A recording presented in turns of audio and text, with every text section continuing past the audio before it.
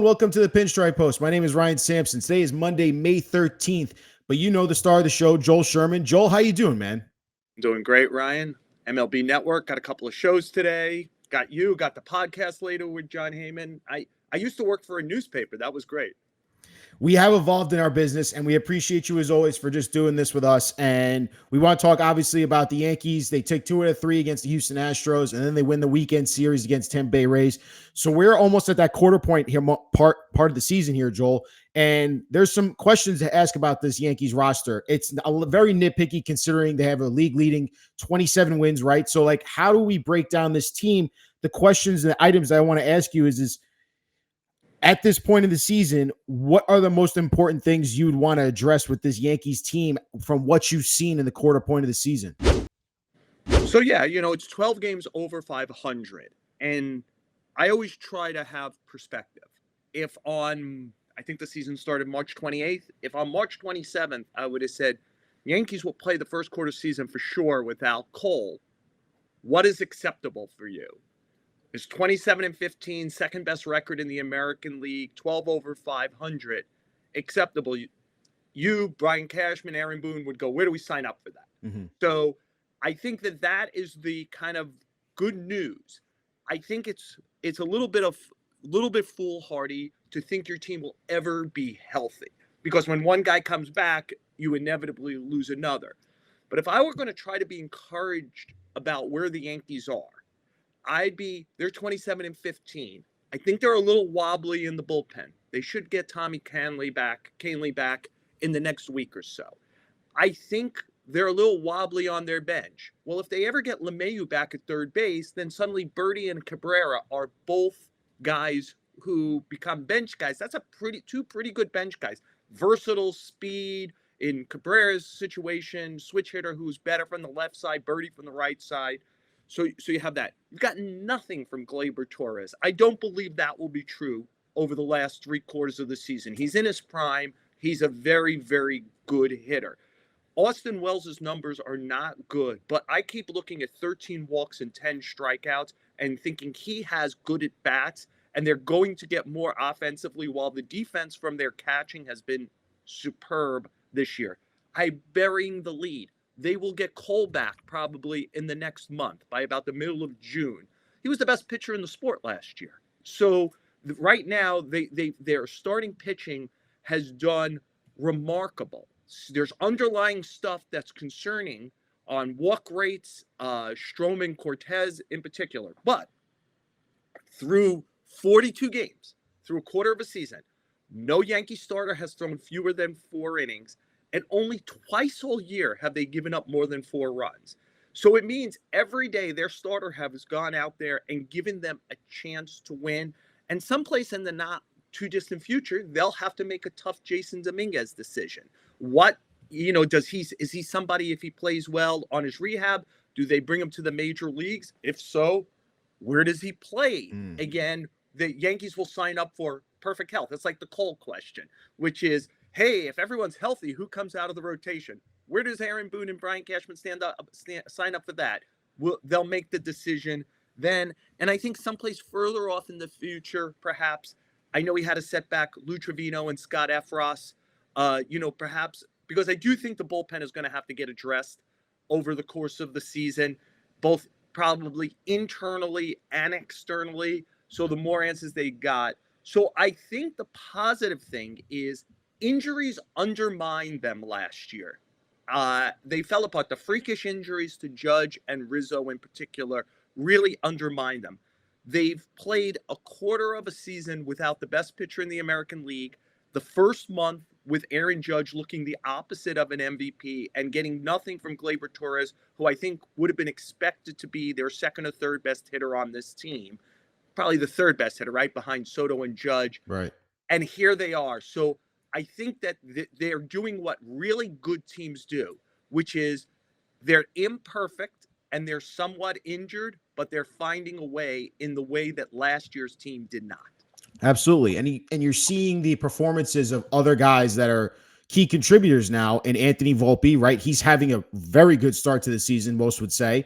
And Luis Gil has turned into a dominant starting pitcher right now. And you're kind of like, okay, those two guys, if they can continue to be what they've been this first quarter of the season, you might have something when you get Cole back, Dominguez back, LeMahieu back, all these guys. Those pieces could equal what most Yankees fans are hoping for in a World Series championship roster.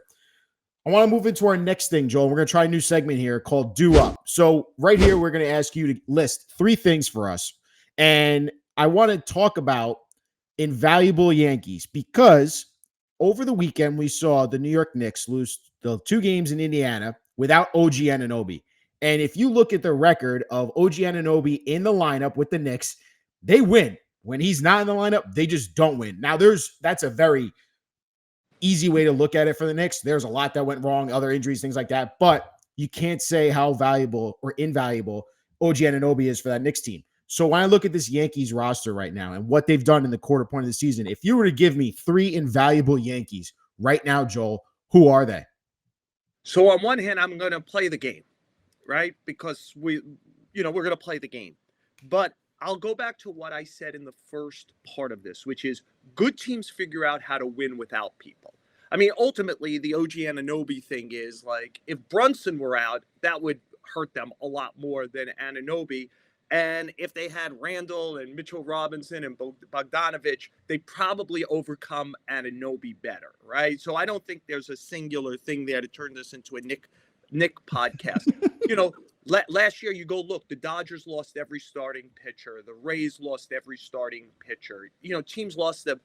Good teams figure it out. Max Fried hardly pitched for the Braves last year. They won 104 games. So having said that, I think we can get in the weeds a little bit.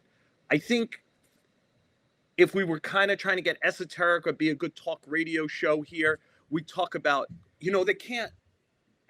Clay Holmes is indispensable. Their bullpen isn't good enough already. You can't take Clay Holmes out of it, but let's not overthink it. The 3 most indispensable Yankees right now are Soto, Judge, and Volpe. They're 3 best players. And if you have those 3 guys going round and round, considering 2 of them are a shortstop and a center fielder besides everything else they do, and the other guy might be the best hitter in the league, I think that's the answer. And I'll just go back to this. When spring training started, I was very, very close to writing, the one thing is the most indispensable guy on the Yankees by far, and maybe I did write it now that I think about it, is Garrett Cole, right? Right. Rodon, who the heck is he, both physically and mentally? Cortez, who is he physically? Stroman finished last year hurt. Do you really believe in Clark Schmidt? Luis Heel, what is that? Tommy John surgery. And we would have said, if that guy goes out, they're shot. Yeah. But good teams figure out a way. But if I were playing this game, I wouldn't get off the beaten path. I'd try to find the Yankees 3 Brunsons, and their 3 Brunsons are those 3 players. I hear you, and most Yankees fans would agree, Judge, Soto, and Volpe. Is there any thought, and tell me if I'm crazy here, if I'm thinking the 3 most invaluable or 3 invaluable Yankees, right? I agree with Judge and Soto. I think that goes without saying.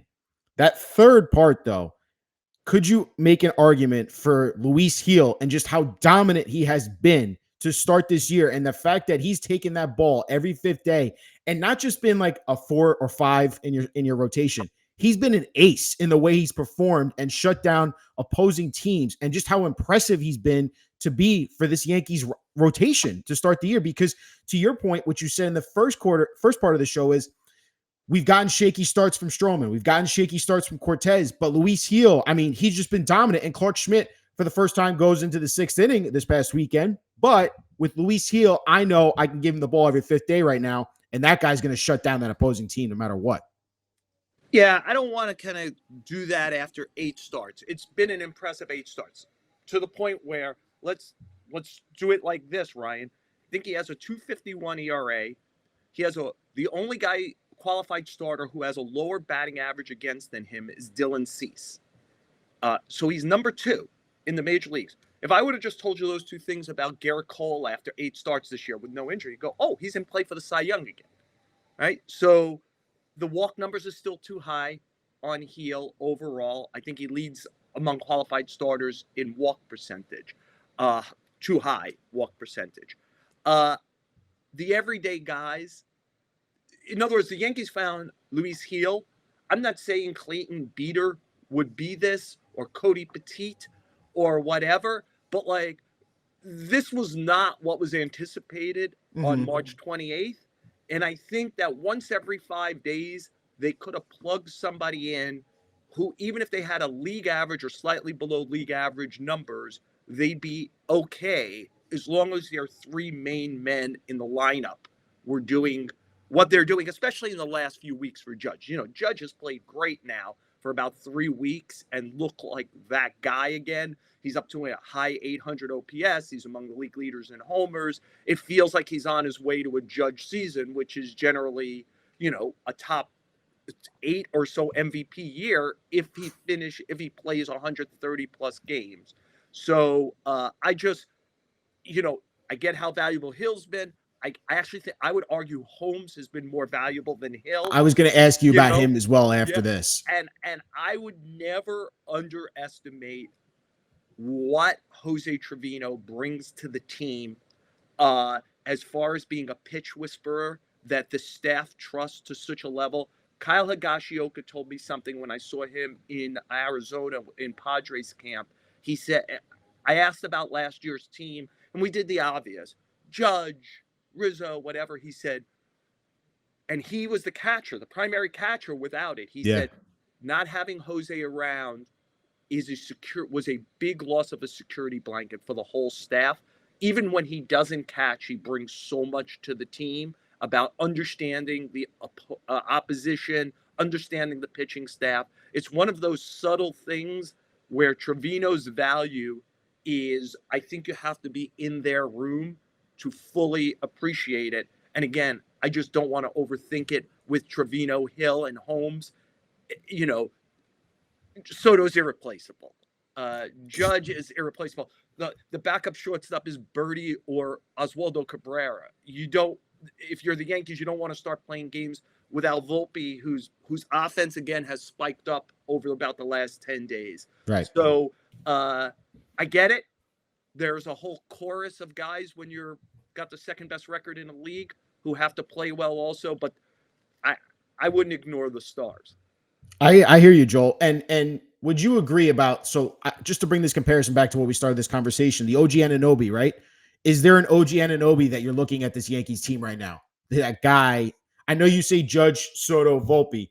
Is there an, because to me, Mitch, you know, it's Jalen Brunson, it's Julius Randle, and then you could probably say OG Anunoby. Is Volpe that OG Anunoby? Is that piece that you need no matter what in that lineup? Yeah, I love I love the NBA. So I would, without digressing too much here, I would say fully healthy. The Knicks were fully healthy. Anunoby's the second most important player on the team. Okay. Even beyond Randall to me, because the two-way player who does what he does, he just never stays healthy. That's a problem for them short and long term if they want to sign him. But I digress here. If I were looking for the secondary guy, I think Holmes has been their kind of, if there was such an award as secondary MVP for a team, beyond the obvious, because I think their bullpen is a little wobblier than the surface numbers. And there's been a little bit of, so I think underappreciated reality for this team this year is their starting pitching has consistently given them 5, 6, 7 innings. Mm-hmm. Pretty good run of 5, 6. No blowouts. We haven't seen the bullpen fully exposed. And what that's allowed Boone to do is line up the bullpen pretty much how he wants and maybe camouflage some stuff he doesn't love about the group by being able to isolate lanes. Oh, I could trust Victor Gonzalez for this lane or Caleb Ferguson or Nick Birdie or whatever. And then just total comfort that if he could get the ball to Holmes, they could get home, so to speak. No pun intended. And so I think Holmes' sturdiness at the end has really been valuable, combined with that none of the starters have left a ton of outs for the guys in the middle. Totally understand, Joel. And that's going to bring us to our next topic here of the show, where we talk about Radio Irrational, the bullpen. To your point, is this bullpen, which has one of the best ERAs in all of baseball, is it more that there is a bigger concern here and that they don't have those strikeout guys that we've talked about? And you see a game like yesterday as a prime example, right? 6-0, all of a sudden becomes 6-5 when you hand it over to the bullpen. And you flirt with danger a little bit there. So my question to you is and I think you've alluded to it, and is it Radio Irrational? This bullpen actually has more concerns than we think about, or at least on the surface level that we're seeing with this bullpen, the way it's performed.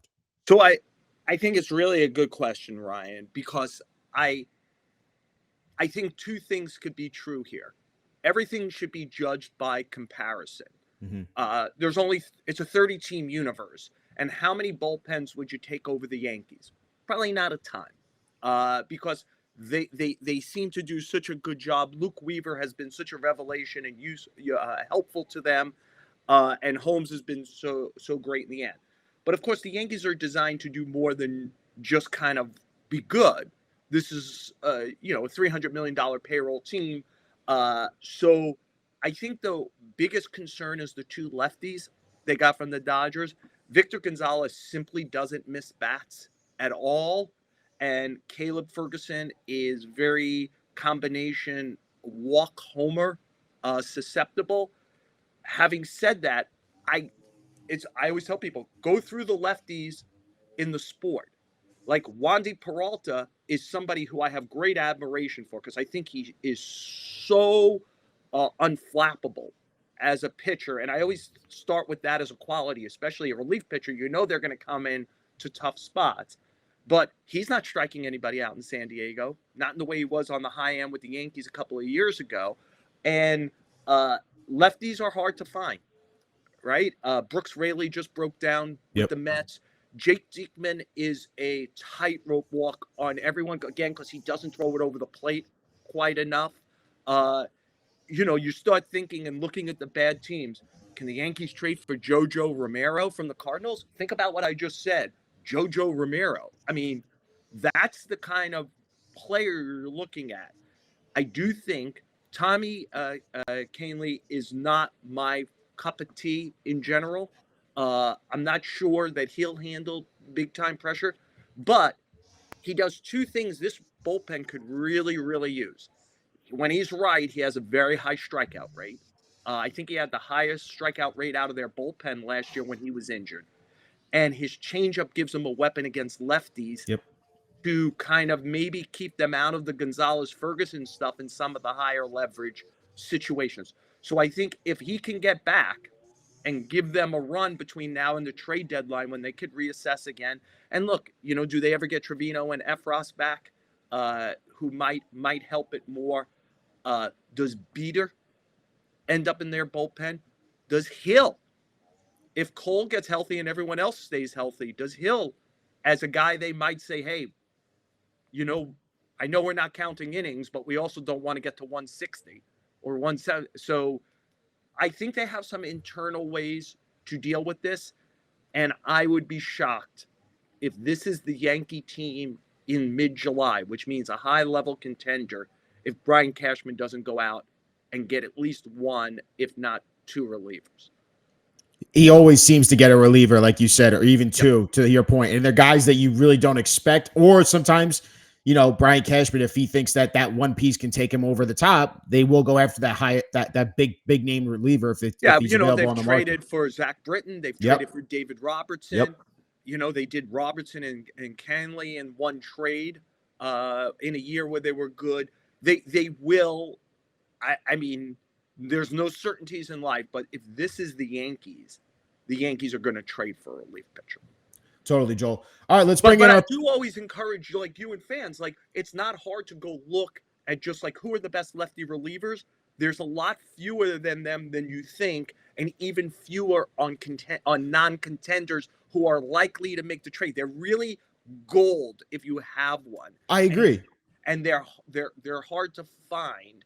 And I would worry, for example, it's possible that right at this second, Jojo Romero is the best lefty reliever in the sport.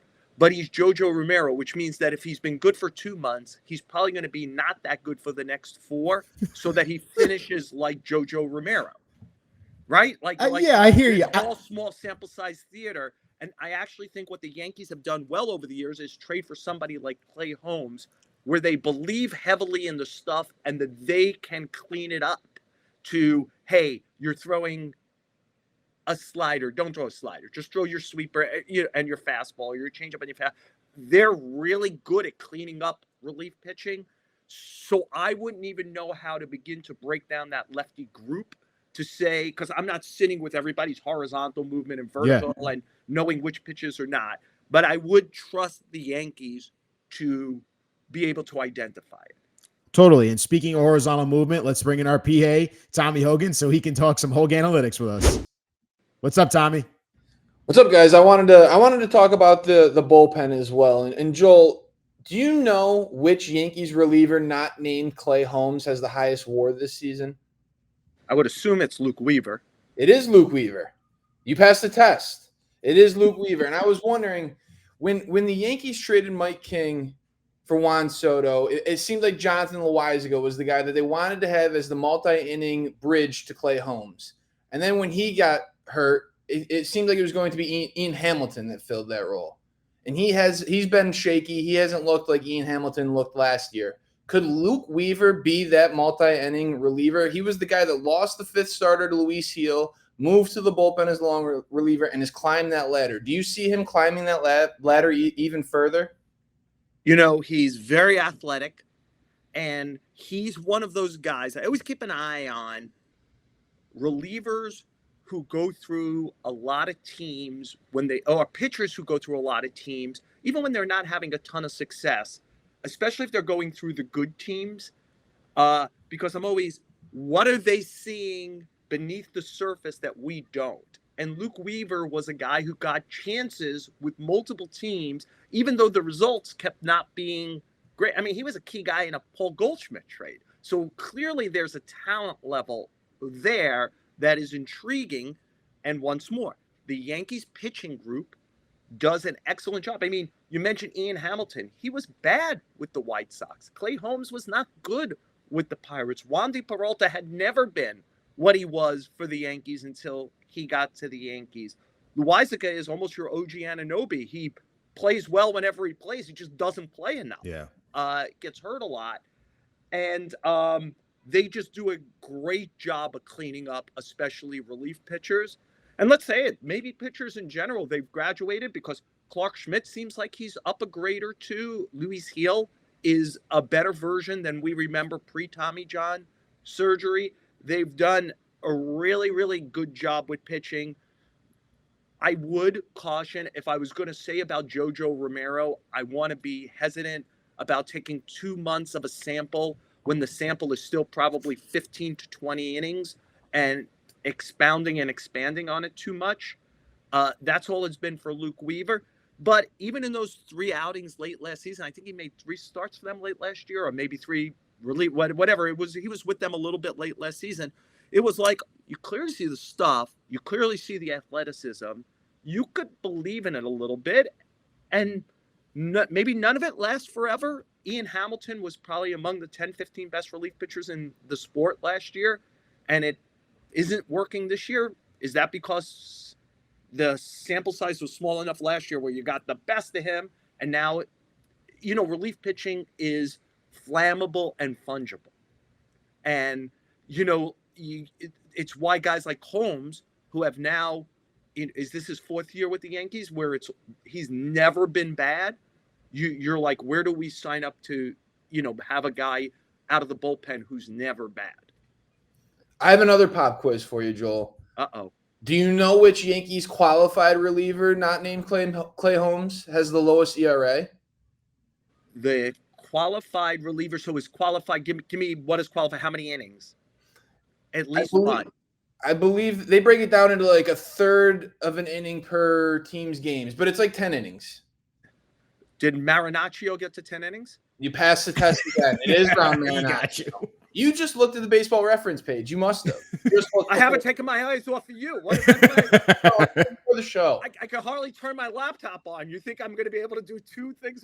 I think you studied before the show. I'm giving you credit. I actually think that Marinaccio is one of, if you're playing that game about how do the Yankees get better, the fact that Marinaccio looked like 2020, again, to be how flammable and fungible it was. Marinaccio was a revelation in 22 and a problem in 23 and seems to be part of a solution in 24. And I didn't include him on that group earlier. And maybe there's just some point where they're like, okay, Dennis Santana is another one. How many teams will Dennis Santana go through? Because he has an arm that is intriguing. And at some point, it's Dennis Santana. We can't fix him either.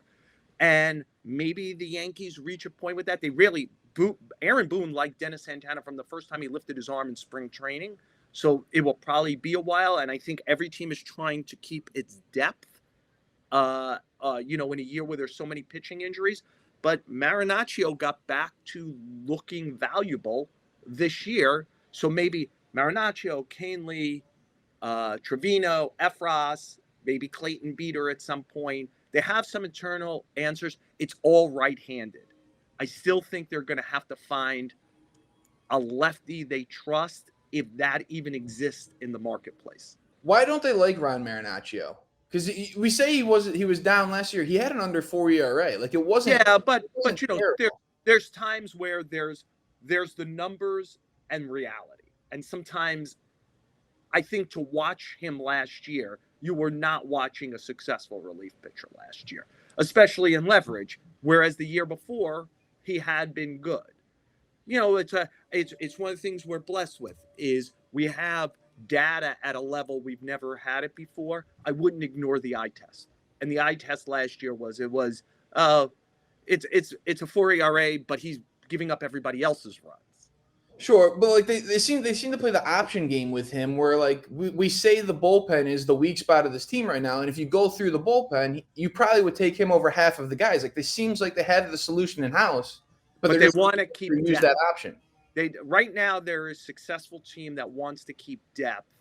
I would assume the only guy he could bop out of there is Tonkin right now, where it's kind of clearly, if they were playing we don't care if he's with us the rest of the year, but I'm assuming Tonkin is the Canley move, is the Tommy Canley move in the next week, and they're just placeholding, and they know they could fire the Marinaccio bullet at some point again. They probably think like Nick Birdie is a parlor trick. Is he really going to stay healthy for more than 5 to 10 outings at a time? Let's just keep firing it and see what it looks like. Because again, pretty intriguing arm. Yeah, it's just weird. You've got the guy that's second in ERA out of the bullpen this year, and he's sitting down in AAA. They kind of did it with Clark Schmidt late last year, where they had him down in the minors when he probably should have been up with the team.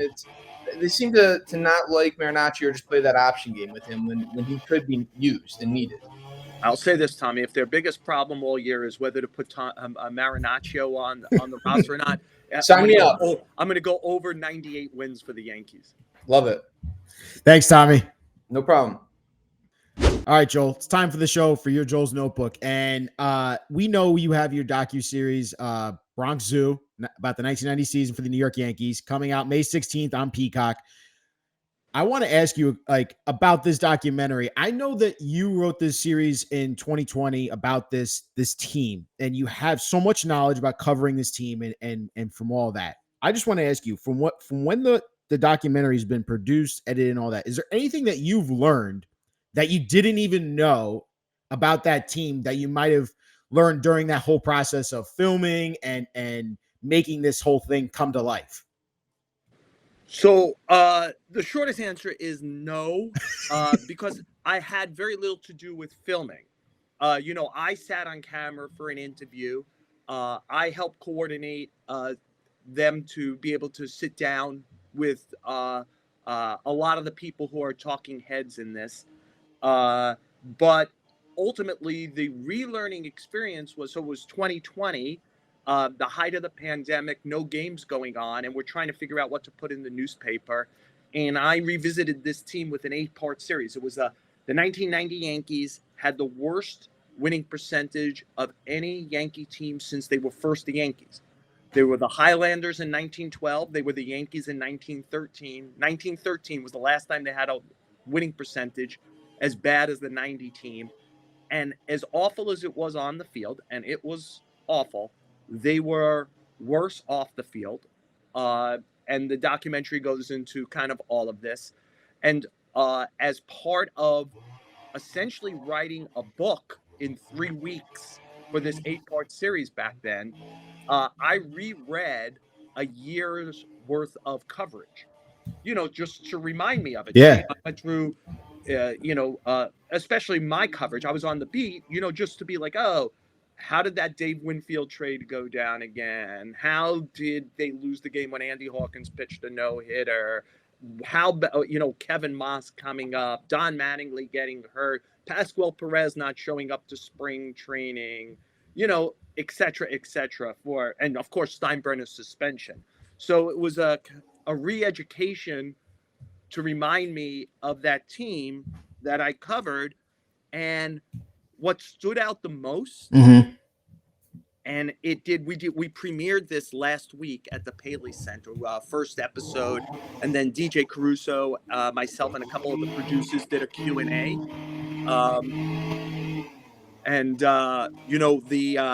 The thing that stood out the most was none of this could happen anymore. Because teams are so good now at hiding. First of all, I think players are more sophisticated about their public persona, right? Like they don't, in the internet age, they don't. They're more leery, etc. There's a lot less clubhouse time. There's a lot less knowing the players, and the teams treat themselves like what they are, which are multi-billion-dollar corporations, and they're more buttoned up than they were, and more protective of the players, both physically and off the field. And it was just crazy to go back and see 50 things that wouldn't happen today, and relive it. Well, what's interesting for me, Joel, is that in that process for you and relearning that, does it give you any like, oh, I forgot that happened, or because you've covering baseball for so long, and to your point, relearning that entire thing and writing it out in that 8-part series, I feel like there has to be so many things from that 90 year that you're like, oh, that's right, that did happen. Now I have to, like, is there anything you extrapolated even more in that 2020 series than compared to your coverage when you were in the 90s? So yeah, like I'll give you a story from then that got lost to me with time. When I reread it, I was like, oh, right. But I had completely forgotten about it. And again, it's in the doc, is the Winfield Steinbrenner thing. The bad blood between them literally starts on the day of the press conference to introduce Winfield for the 10-year contract, because Winfield's agent had craftedly put into the contract a cost of living increase. And George Steinbrenner thought he had signed a 10-year, $15 million contract, and it was at least 10 years or $25 million. And Steinbrenner, when embarrassed, will seek vigilante vengeance at the highest, Vin Diesel movie levels you can imagine, and essentially spent 10 years going after him. That led to Howie Spierer getting information trying to get information on Winfield. He was a renowned gambler, and George's suspension. But he kept trying to trade Winfield, and then ultimately they did trade him, but by the time he had become a 10-5 player, which makes an automatic no trade clause that the player has to do it. And the Yankees were ignoring this, but Winfield, who was a strong union guy, he works for the union now, he's a strong union guy and strong-willed and hated George. He kept turning down trades, and ultimately the Yankees, in like the end of, I think it was probably very beginning of May of 90, trade him to the Angels for Mike Witt. And they do it while in Seattle. And I cannot tell you how small the Kingdome visiting manager's office was. but it was small. And they actually, again, what can happen today where they would be too shrewd, their media relations people bring in, there were 8 traveling newspapers back then, Susan Waldman from WFAN, maybe there was an Associated Press person, but let's say there were 10 to 12 reporters, the media relations person, Harding Pete Peterson, who was kind of the general manager, titular general manager, but whatever that meant for the Yankees back then when George was running everything, and Winfield. And Peterson announces the trade, and Winfield goes, yeah, I disagree. I haven't been traded. And they're fighting with each other in front of reporters in this little clubhouse. Literally fighting with each other. Where Peterson's saying, well, we've sent the paperwork. He said, I don't care what you're doing. I'm not going. Right? And that's, I mean, it's not even the craziest story from that year. It might not be in the top 5. Right now, imagine that with Twitter. What that might look like, because it would be filmed, the whole thing. And ultimately, Winfield gets a 3-year extension with the Angels, played it great, and goes. And the Yankees get Mike Witt. But that actually happened. And I had forgotten until it came back to me because it was so bizarre. But I had forgotten that the general manager and one of the biggest stars in the game are having a verbal dispute in front of all the beat reporters in a tiny clubhouse, in a tiny manager's office in the Kingdom over if Dave Winfield has the right to be traded or not.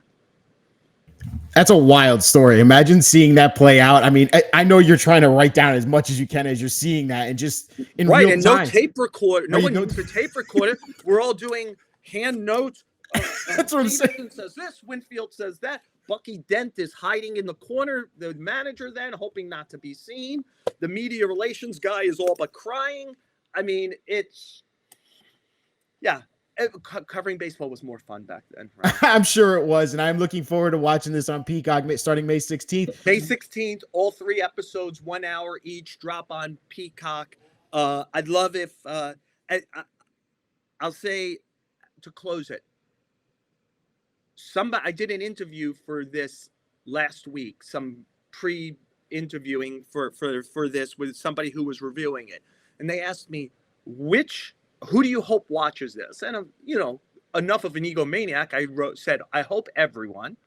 But I said, if there's one subset I hope watches it, it's actually you and Tommy's subset, which is 30, 35 and under Yankee fans who have known nothing but the team being a high-level contender. As a reminder that is not an actual divine right for the Yankees. That there was a time where they sucked at the highest level and were a humiliation. And I think it would be a good reminder to that subset of Yankee fans that things could go to shit, and that the organization has done a really good job over the last 3 decades of not allowing that level of calamity on or off the field. The Astros run has been great for 7 years, but if this is their season where they're about to be really bad, the Yankees haven't had that season since the early 1990s where it's completely fallen off. The Red Sox have won 4 championships since 2004, but there's a lot. They finished last more than they've won. There's bad years. I would take the championship.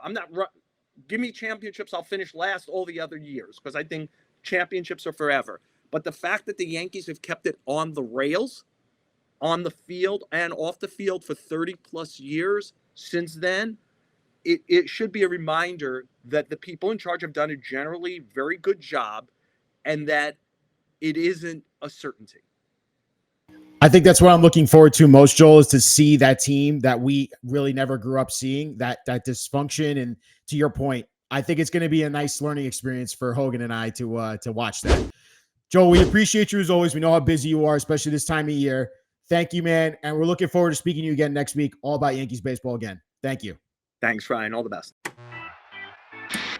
There's a Yankee story you're accustomed to hearing. The iconic Hall of Famers, the 27 championships, the dynasty. Well, this is not that Yankee story. This is the one they don't want you to hear. I've been trying to forget that team. Ooh, the 1990 Yankees. New Yorkers don't like to lose. It was rock bottom. A horror show, a laughing stock. They throw a no-hitter and lose. George Steinbrenner loved the tabloids. I don't think he's been good for baseball. I don't think he's been good for the Yankees. You don't like it? You're fired. Steinbrenner hated Winfield from the day he signed the contract. It's negative, it's garbage. And there was so much buzz when Dion got to the Yankees. Let's see how you play, and then you call yourself Brian. How about that? There was a ball player who brought live cougars into the clubhouse. One of them took a piss on the carpet. Cougars. Where do you find cougars in New York? I was in a relationship with Mel Hall at the age of 15. Are you kidding me? How was that acceptable? Mel, how many years are you serving here? 40. George Steinbrenner was the most hated man in baseball. His desperation led to Howie Spira. I bet millions of dollars with organized crime. I did more for the New York Yankees than anybody who's ever picked up a baseball bat.